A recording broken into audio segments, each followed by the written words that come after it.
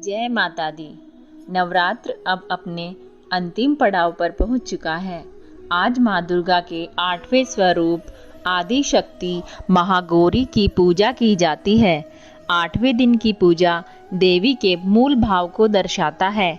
देवी भागवत पुराण में बताया गया है कि देवी माँ के 9 रूप और 10 महाविद्याएं सभी आदि शक्ति के अंश और स्वरूप हैं, लेकिन भगवान शिव के साथ उनके अर्धांगिनी के रूप में महागौरी सदैव विराजमान रहती हैं। इनकी शक्ति अमोघ और संध्या फलदायिनी है। महागौरी की पूजा मात्र से भक्तों के सभी पाप धुल जाते हैं और वह व्यक्ति अक्षय पुण्य का अधिकारी हो जाता है। ज़्यादातर घरों में नवरात्र की अष्टमी तिथि के दिन कन्या पूजन किया जाता है, वहीं कुछ लोग नवमी तिथि के दिन कन्या पूजन करते हैं। शिव पुराण के अनुसार महागौरी को 8 साल की उम्र में ही अपने पूर्व जन्म की घटनाओं का आभास होने लग गया था। उन्होंने इसी उम्र से ही शिव को अपना पति मान लिया था और शिव को पति रूप में पाने के लिए तपस्या भी शुरू कर दी थी।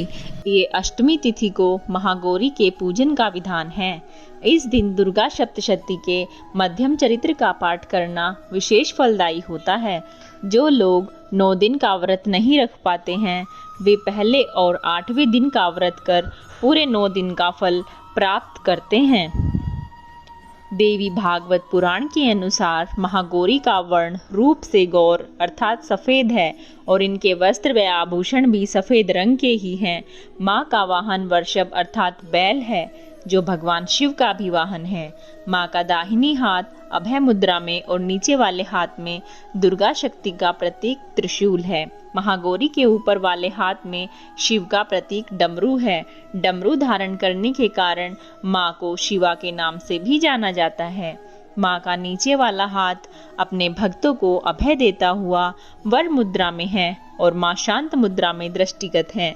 देवी के इस रूप की प्रार्थना करते हुए देव और ऋषिगण कहते हैं, सर्व मंगल मांगल्ये शिवे सर्वार्थ साधिके शरणे त्र्यंबके गौरी नारायणी नमोस्तुते। माता महागौरी धन वैभव की अधिष्ठदात्री देवी हैं।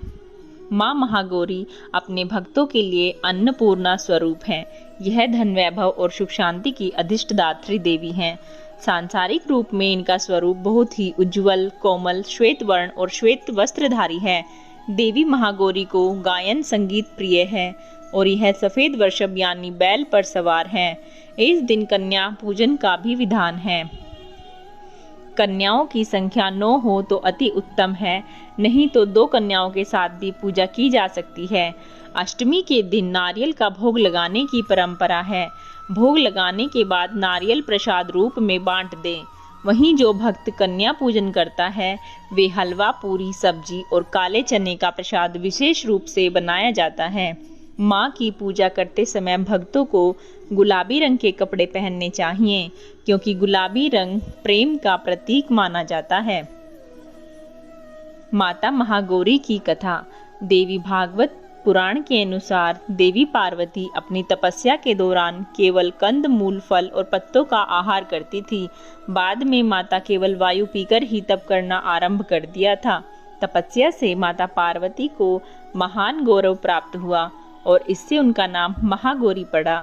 माता की तपस्या से प्रसन्न होकर भगवान शिव ने उनको गंगा में स्नान करने के लिए कहा। जिस समय माता पार्वती गंगा में स्नान करने गई, तब देवी का एक स्वरूप श्याम वर्ण के साथ प्रकट हुई, जो कौशिकी कहलाई, और वह स्वरूप उज्ज्वल चंद्र के समान प्रकट हुआ, जो महागौरी कहलाया।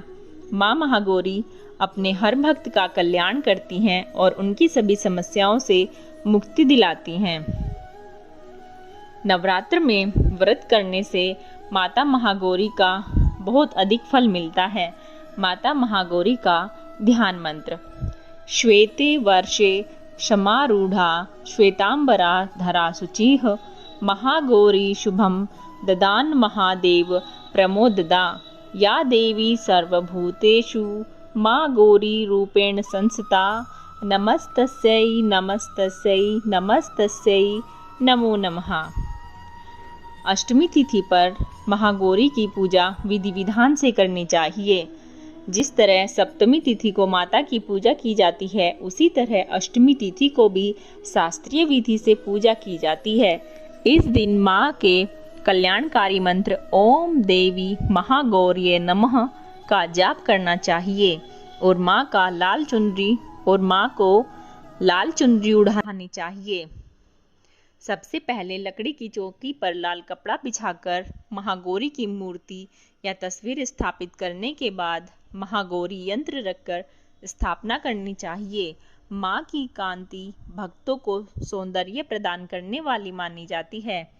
हाथ में सफेद फूल लेकर माँ का ध्यान करें और फूल अर्पित करें। महागौरी को रात की रानी के फूल बहुत पसंद हैं। दोस्तों, ये हमारी दुर्गा अष्टमी की कथा, विधि तथा मंत्र थे। आप लोगों को यह कथा पसंद आई हो तो कमेंट में जय माता दी लिखना ना भूलें। जय माता दी।